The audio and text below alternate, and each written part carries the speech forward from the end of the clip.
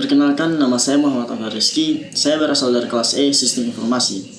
Saya mempunyai NIM 531423089. Di sini saya akan menjelaskan apa itu software. Oke. Sebelum kita mengenal lebih dalam tentang software, ada baiknya apabila kita mengetahui apa arti software tersebut. Software, atau lebih kita kenal dengan perangkat lunak, adalah kumpulan instruksi dan data yang dikerjakan oleh komputer. Oke, kita masuk kepada sejarah software. Yang pertama adalah era prakomputer. Konsep dasar perhitungan matematika sudah ada sejak zaman kuno, tetapi perangkat keras hardware yang digunakan saat itu adalah alat mekanis seperti alat hitung abacus dan slide rule. Yang kedua, era komputer awal 1940-an sampai 1950-an. Komputer pertama yang sepenuhnya elektronik adalah ENIAC, Electronic Numerical Integrator and Computer, yang dibangun pada tahun 1945. Pada masa ini, perangkat lunak masih berupa program-program yang dikodekan secara manual dengan menggunakan bahasa mesin. Pada tahun 1950-an, Grasshopper mengembangkan compiler yang memungkinkan programmer untuk menulis program dalam bahasa tingkat tinggi yang lebih mudah dibaca oleh manusia daripada bahasa mesin. Yang ketiga, era bahasa pemrograman 1950-an sampai 1960-an. Pada tahun 1950-an dan 1960-an, bahasa pemrograman seperti Fortran, COBOL, dan ALGOL dikembangkan, membuatnya lebih mudah bagi programmer untuk mengembangkan perangkat lunak. Masuk pada tahun 1959, John McCarthy mengembangkan bahasa pemrograman Lisp yang digunakan dalam pengembangan kecerdasan buatan. Masuk ke era perangkat lunak sistem 1960-an sampai 1970-an. Pada periode ini, sistem operasi mulai muncul, memungkinkan komputer untuk mengelola sumber daya secara efisien. Unix yang dikembangkan oleh Ken Thompson, Dennis Ritchie, dan tim di Bell Labs pada tahun 1969 adalah salah satu sistem operasi paling berpengaruh pada saat itu. Masuk era perangkat lunak aplikasi 1980-an sampai sekarang. Pada tahun 1980-an, komputer pribadi mulai populer dan banyak perangkat lunak aplikasi seperti pengolahan kata, spreadsheet, dan permainan komputer dikembangkan. Munculnya internet pada tahun 1990-an membawa perubahan besar dalam pengembangan perangkat lunak, termasuk web browser dan aplikasi berbasis web. Era open source dan perangkat lunak terbuka.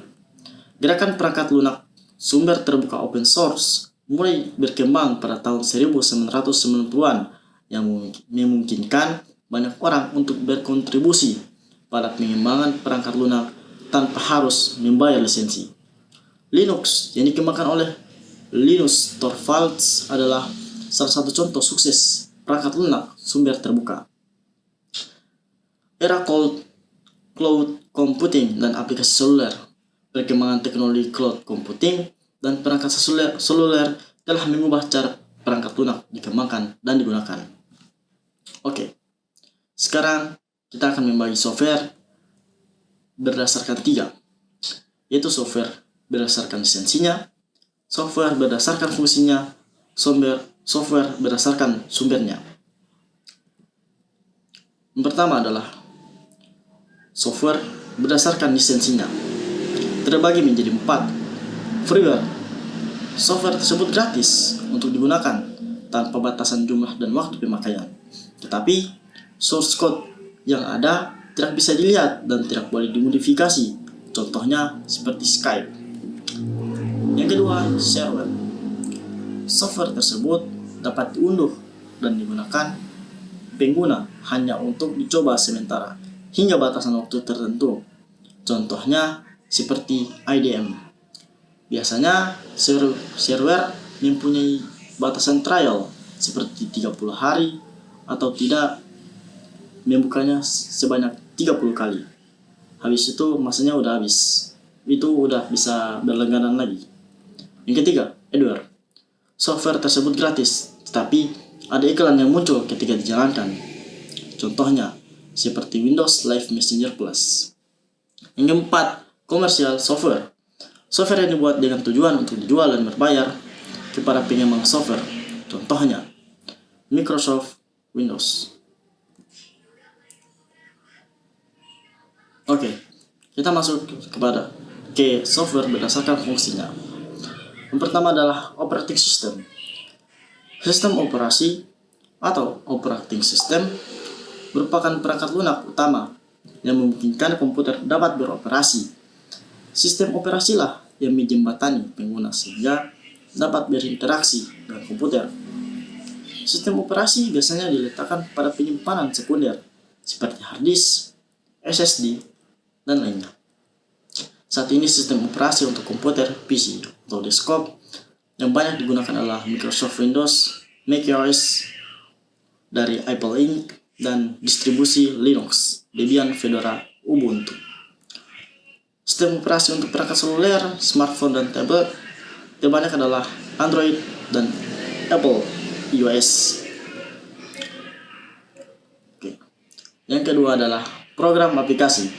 Program aplikasi pada komputer merupakan perangkat lunak siapakah yang digunakan untuk membantu melaksanakan pekerjaan sesungguhnya. Pekerjaan penggunanya. Ada beberapa jenis aplikasi, saya hanya memasukkan 5 saja. Yang pertama, mobile application social media. Fungsinya berkomunikasi dengan pengguna aplikasi lain.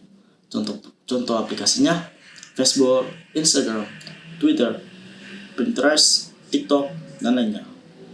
Yang kedua adalah mobile application commerce apps. Fungsinya melakukan transaksi jual beli. Contohnya Tokopedia, Traveloka, Gojek, Bukalapak, Tiket.com, Shopee, dan lainnya. Yang ketiga, bahasa pemrograman. Membuat program komputer dalam bentuk sistem informasi, perangkat lunak, dan lainnya. Contoh aplikasi Pascal, Basic Beginner All Purpose Symbolic Interchange Code, C, C++, Java, Python, Ruby, Scratch, HTML, dan lainnya. Multimedia. Memutar berbagai bentuk media, seperti audio, image, video, animasi, gambar visual, film, dan lainnya. Contohnya Windows Media Player, GeoImage Player, VLC, Adobe Flash, Camtasia Studio, Spotify, YouTube, dan lainnya. Yang terakhir adalah pengelola grafis, menyelesaikan pekerjaan di bidang desain grafis, seperti menggambar maupun mengolah foto. Contohnya Adobe Photoshop, Adobe Illustrator, GIMP, Illustrator, Inkscape, Corel Draw, Surface Draw Plus, dan sebagainya. Masuk kepada bagian materi yang terakhir berdasarkan sumbernya.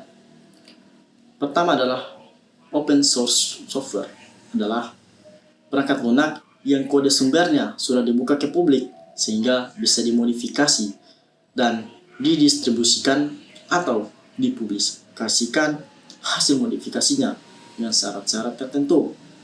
Misalnya dengan tetap mempertahankan nama aplikasinya. Open source software ada banyak, tetapi saya hanya memasukkan 3 saja yang mungkin yang mayoritas orang banyak pakai. Yang pertama adalah Linux, yang kedua XAMPP, yang ketiga adalah Notepad++. Yang kedua adalah closed source software atau proprietary software, adalah perangkat lunak atau software yang ada secara publik tetapi tanpa diberikan source code-nya. Contohnya ada beberapa perusahaan besar, yaitu Microsoft Windows, Adobe Photoshop, Corel Draw. Saya memasukkan yang mungkin mayoritas banyak yang masih pakai, banyak yang menggunakannya, jadi agar lebih mudah dipahami. Oke, sekian materi dari saya, sekian pembelajaran dari saya. Bila ada yang informasi yang kurang tepat, mohon maafkan. Assalamualaikum warahmatullahi wabarakatuh.